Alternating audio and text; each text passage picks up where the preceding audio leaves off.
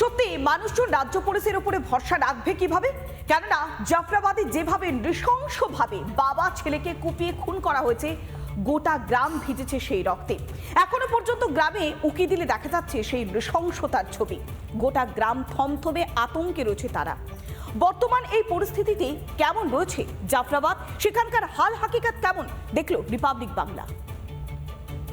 এরকম ঘটনা আগে এতদিন তো আছেন এখানে, এরকম ঘটনা দেখেছেন? কোনোদিন হয়নি। আমার শ্বশুরকে ভাসুরকে টেনে নিয়ে গেছে, মেরেছে। আমরা ঘরের মধ্যে ঢুকাতে আমরা বাড়ি আসতে পারি না খুব।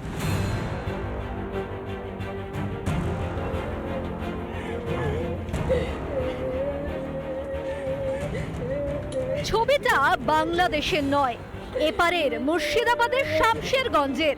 ওপার বাংলার হাহাকার এপার বাংলাতেও। শনিবার জাফরাবাদে বাড়ি থেকে টেনে বের করে কুপিয়ে খুন করা হয় বাবা হরগোবিন্দ দাস ও ছেলে চন্দন দাসকে। এখনো পড়ে আছে কাঠের মালা, শুকোয়নি রক্তের দাগ।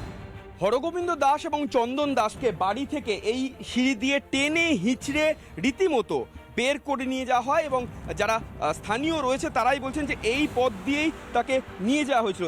এই পথ বাড়ি থেকে দরজা ভেঙে টেনে এই পথ থেকে টেনে নিয়ে এসে মারতে ওখান থেকে ছেঁচড়ে মারতে নিয়ে এনে এখানে যখন কাটতে লেগেছে, ওর বাবাকে কেটে দিয়েছে এই জায়গাখানে।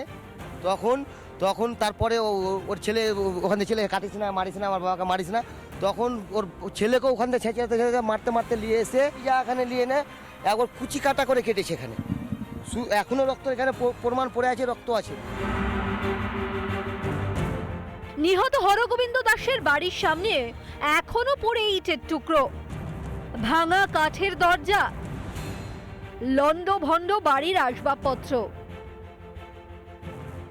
কি বলবে, ইট পাথর যাচ্ছে, কিচ্ছু বলা বলি না, সব ইট পাথর যাচ্ছে একবারে। বম চালালো ওখানে। এরকম ঘটনা আগে এতদিন তো আছেন এখানে, এরকম ঘটনা দেখেছেন? কোনোদিন হয়নি খুব। কোনো শত্রুতা ছিল? না, আমাদের সূত্রটা কাউরি সূত্র নয়। মানে অন্য কোনো দল করতো বলে? না, দল করতো না।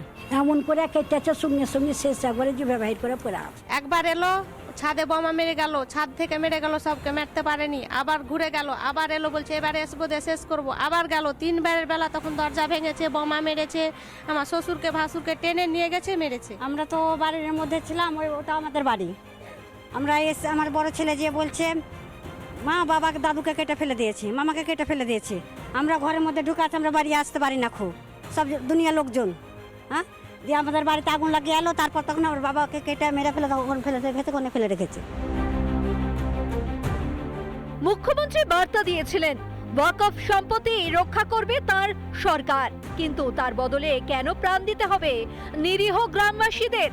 ভোট ব্যাংকের স্বার্থে রাজধর্ম পালনের কথা কি ভুলেছেন মুখ্যমন্ত্রী? দেবব্রত বসুর সঙ্গে সুখেন্দু সরকারের রিপোর্ট, রিপাবলিক বাংলা।